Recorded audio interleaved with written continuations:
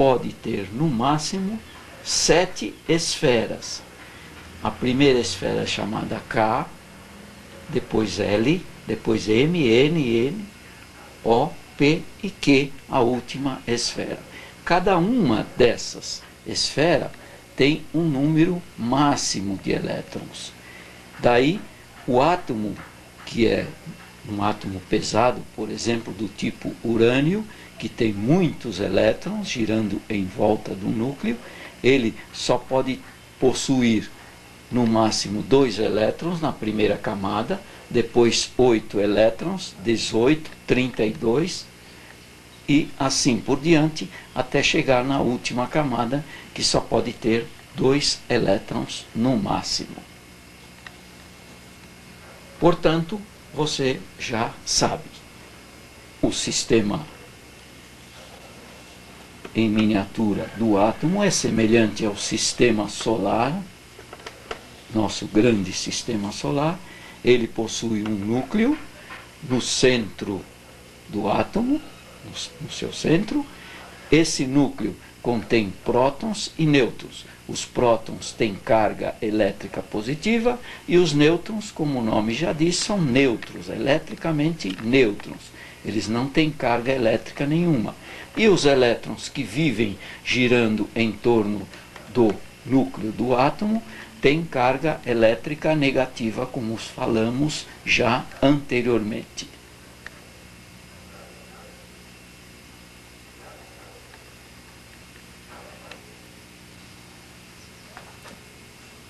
Aqui eu mostro uma figura que ilustra a forma de como poderia ser o átomo, ou como os cientistas dizem que é o átomo. Então, o núcleo, você está vendo aqui no interior do átomo, no centro. Esse núcleo contém prótons e nêutrons, representado por pequenas esferas que estão lá dentro. Em volta do núcleo, as órbitas, ou as esferas, por onde passam os elétrons, por onde os elétrons caminham em volta do núcleo.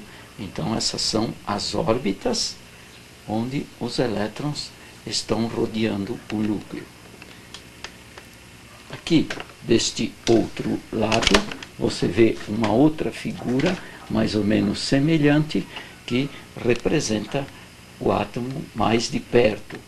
Então, você pode observar o núcleo do átomo lá no interior do átomo, no centro do átomo, e depois o que nós vemos aqui? O que existe dentro do átomo. Então, as pequenas esferas que representam os nêutrons e os prótons. Em volta do núcleo, como se fossem cascas, em volta de uma fruta, circundando o núcleo da fruta, são as esferas por onde os elétrons caminham, por onde os elétrons giram em torno do núcleo do átomo.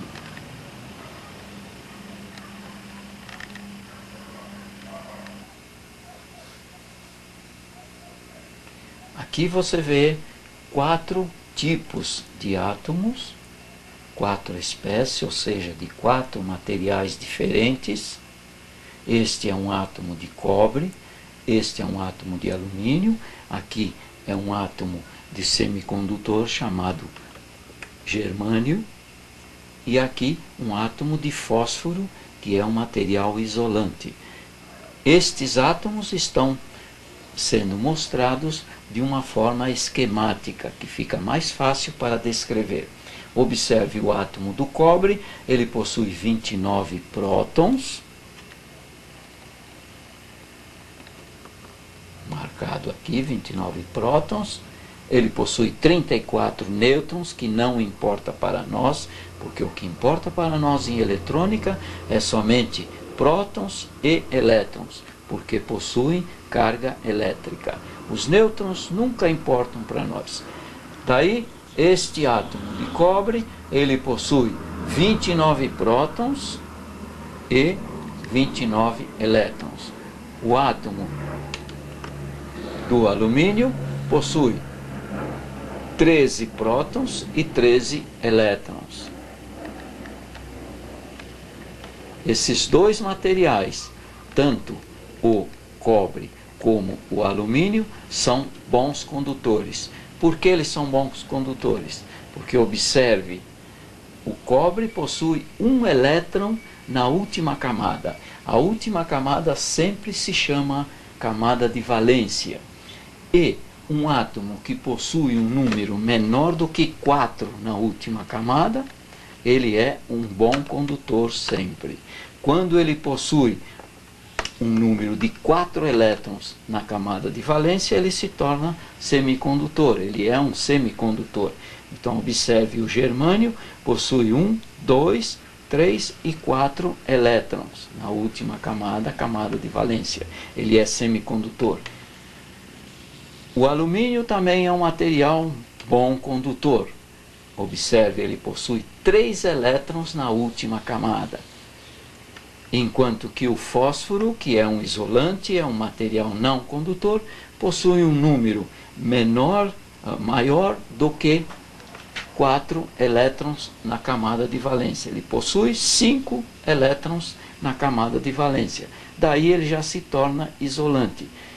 Daí, qualquer átomo que possui um número maior do que 4 e sempre menor do que 8, porque o máximo é 8 na última camada.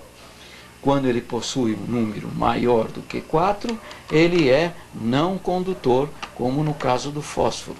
Os materiais plásticos são sempre não condutores. A borracha, a madeira é material não condutor também. Os bons condutores sempre possuem um número pequeno de elétrons, sempre menos que 4. Quando ele possui 1, por exemplo, como o cobre, ele se torna um bom condutor. Por quê? Porque esse elétron de valência fica livre muito facilmente. Ele se torna livre facilmente. Daí, esse material pode ser um bom condutor para a corrente elétrica, porque os elétrons se locomovem com muita facilidade. O alumínio também, ele tem apenas 3 elétrons na última camada e ele é um bom condutor de eletricidade também. O que é importante você guardar na memória é que todo e qualquer átomo, não importa se ele é condutor, não condutor, semicondutor, ele sempre nasce, ele sempre é naturalmente neutro. O que quer dizer isso? Ele sempre possui o mesmo número de prótons que elétrons. Observe este átomo aqui do cobre, ele tem 29 prótons e 29 elétrons.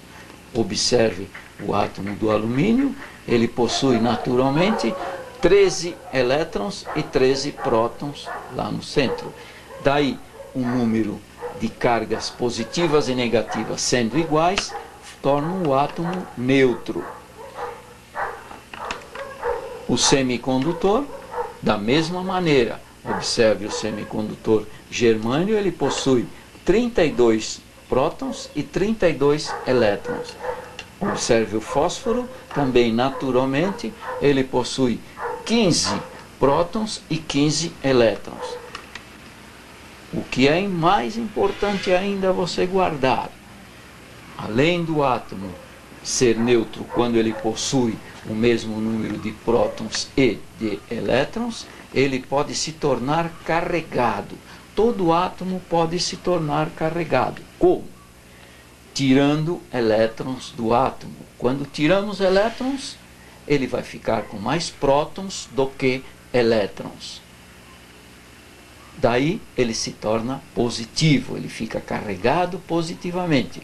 Quando acrescentamos elétrons de alguma maneira, ou jogamos elétrons para cima do átomo de modo que ele fique com mais elétrons do que prótons, ele se torna um átomo carregado negativamente.